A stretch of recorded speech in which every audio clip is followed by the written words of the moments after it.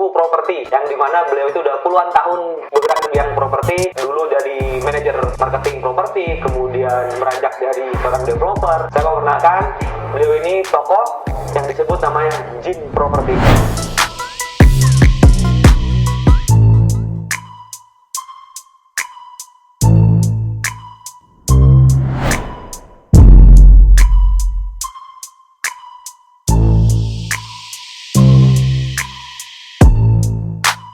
Pak Ari Wibowo. Iya Mas. Sekarang ini aktivitasnya apa sih Pak? Sekarang kita in charge di project. Saya ada bantu 2 project di Gresik dan di Purwodadi, dan setiap minggu itu saya ada jadi konsultan untuk 2 proyek di luar kota. Jadi di Banjarmasin dan di Pulau Nias itu sebagai konsultan online. Jadi ya intinya ya semua terkait properti lah. Kadang juga ada training-training privat in-house, dipanggil sana sini ya. Seperti itulah pokoknya everything about property.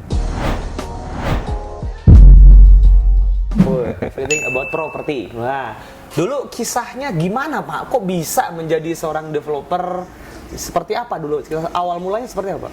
Ya, saya sendiri nggak pernah bermimpi jadi pebisnis properti Mas, karena sejak saya kecil dididik bapak saya bilang, Le, pokoknya kamu kewajiban bapak ibu itu cuma nguliain kamu sampai lulus. Seterusnya ya kamu itu ya harus survive sendiri. Yang penting bapak ibu udah jadikan kamu sarjana. Nah, seperti itu. Makanya ya saya ya mindset saya itu ya jadi pegawai. Saya kerja di Batam jadi marketing manager. Pokoknya taunya kerja digaji. Nggak pernah ada satu berpikir bahwa saya itu mau jadi pebisnis properti. Sampai akhirnya bos saya itu Pak Samsuri Liga, saya sebut, beliau bos PKP di Pulau Batam, baca buku Cash Flow Quadrant, dan beliau ikut seminarnya Roberto Kiyosaki. Dia itu tahu-tahu panggil saya sambil ketawa-ketawa gini, Ri, lu tahu nggak Ri, yang namanya pegawai itu punya 2 penyakit. Saya bilang apa? Katanya yang pertama males, kedua maling. Saya kaget. Kaget. Saya tersinggung loh Pak. Loh, ini kata buku Roberto Kiyosaki. Pegawai itu biasanya males. Kalau kerja angin-anginan, terus kemudian juga ya maling itu bukan sekedar maling uang ya. Ya hal-hal kecil lah, kadang nota minta nota kosongan, harganya dinaikin, ada diskon.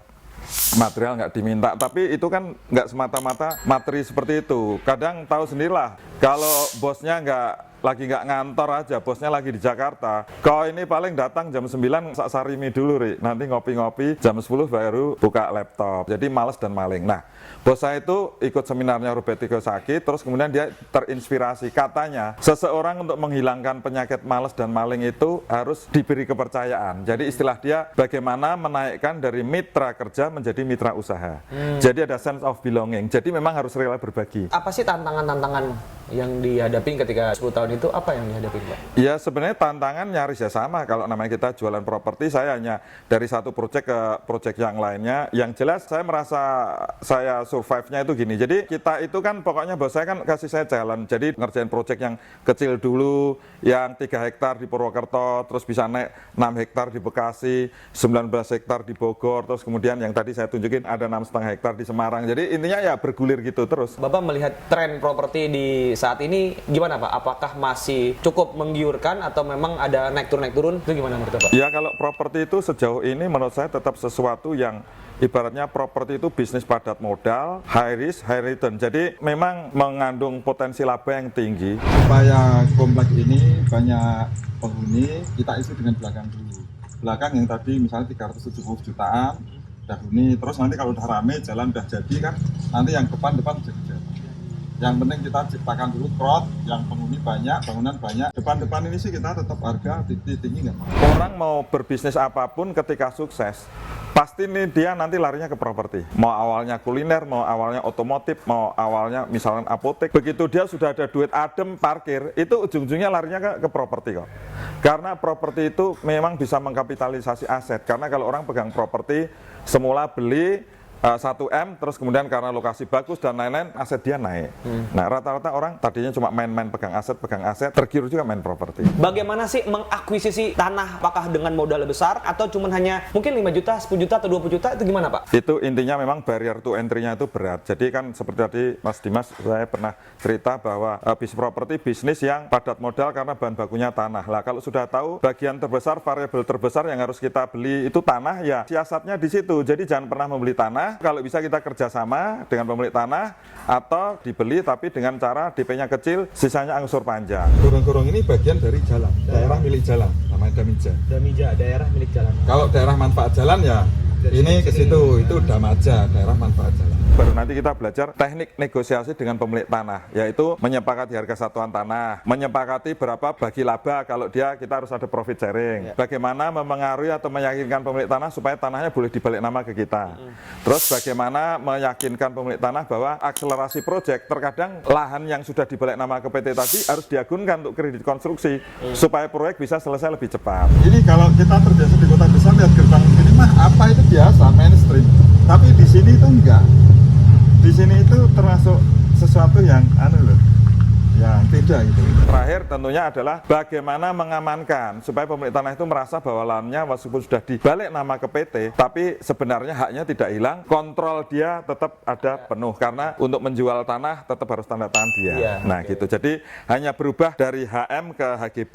Lagi pula kalau memang lahannya lebih dari 5 kapling kan memang tidak bisa pakai perorangan, kan tidak bisa, memang harus pakai nama PT. Ini gimana caranya untuk strategi marketing, strategi jualan yang offline maupun online? Banyak si developer ini bisa bangun tapi nggak bisa jual. Kita jualan itu ada 4 hal, namanya bauran pemasaran. Itu kita bicara produk, price, place, promotion. Jadi kita supaya laku itu nggak bisa semata-mata bicara soal harga atau soal promosinya gimana, tapi kita balik lagi, nomor 1 itu produk. Kemarin waktu jadi kita itu atmosfernya itu lagi pemasaran. Ya, jadi kalau konven datang seolah-olah ini kan, kita ini lagi on progress kan.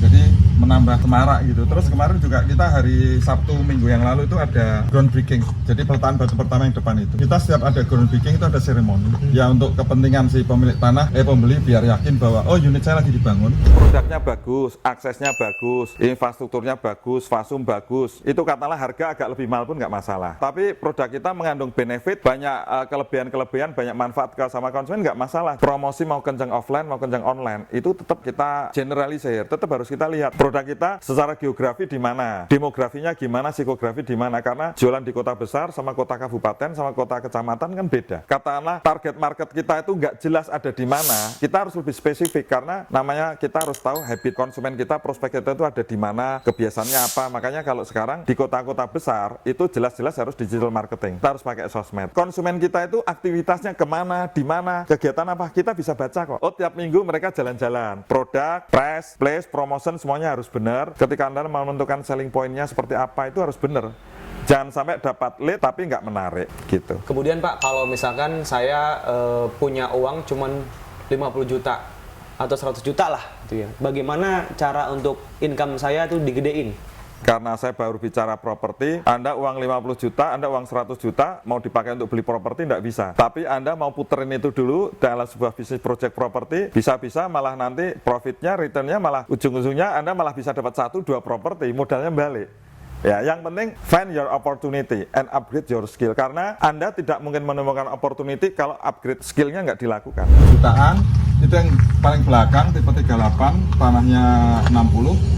Terus yang naik lagi kita sekitar 455 ya, 455 juta.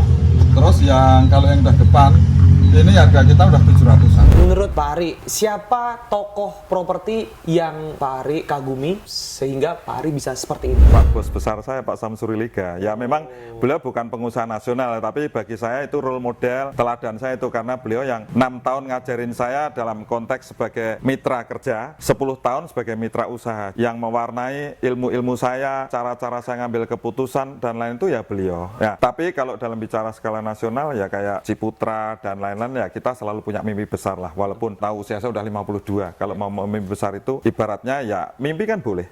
Betul kan?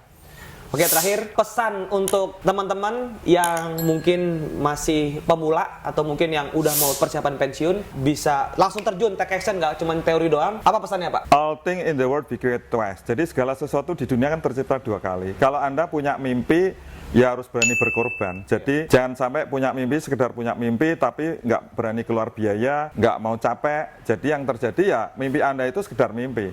Your dream never become true, kan gitu. Jadi makanya kalau Anda memang punya mimpi untuk jadi pebisnis properti, ya perilaku Anda diselaraskan, ikut workshop, ikut training, kenal dengan mentor, banyak baca buku. Nah, kalau udah belajar itu semua, ya action to be action. Jadi kekhawatiran, ketakutan, keraguan mereka itu tipikal. Jadi ya itu aja. Jadi mau nanya gini, aku udah punya jawabnya. Tapi kalau yang teman-teman, maaf, yang pemula, ketemu pertanyaan gini kaget, karena pertanyaan ini jawabannya kan bukan hafalan. Akhirnya pernah ditanya gini, nanti di survei kedua dia bisa jawab. Ada pertanyaan lain. Jadi sampai dia ditolak 15 kali, baru semua pertanyaan dari pemilik tanah bisa jawab, dia udah siap.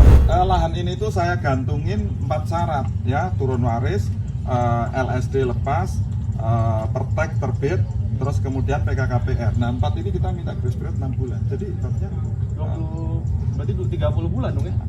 jadi ini argunya belum jalan. Belum jalan. Wah, keren. Tapi kan kita udah jual, udah terima duit dari konsumen.